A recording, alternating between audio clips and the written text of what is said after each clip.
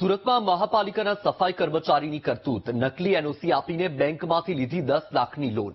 SBI બેંકના manager, loan agent અને સફાઈ કર્મચારીનું કારસ્તાન.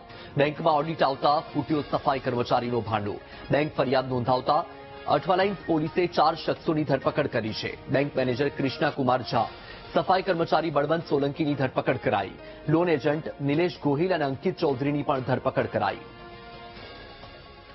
તો આપણે જણાવી દઈએ કે સુરતમાં મહાપાલિકાના સફાઈ કર્મચારીએ આ કરતૂત કરી છે. નકલી એનઓસી આપીને બેંકમાંથી 10 લાખ રૂપિયાની લોન લઈ લીધી અને સાથે એસબીઆઈ બેંકના મેનેજર, લોન એજન્ટ પણ આ કારસ્તાનમાં સંડોવાયેલા હતા.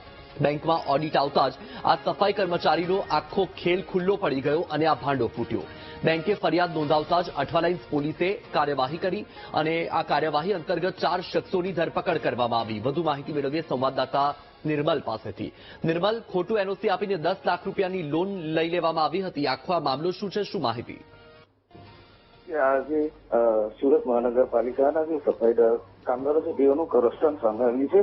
તેઓ દ્વારા લોન લેવા માટે નકલી એનઓસી કાઢી હતી અને જેને બેંકમાં આપી હતી. સમગ્ર મામલે આ અઠવાલાઇન્સ પોલીસ ફરિયાદ હતી.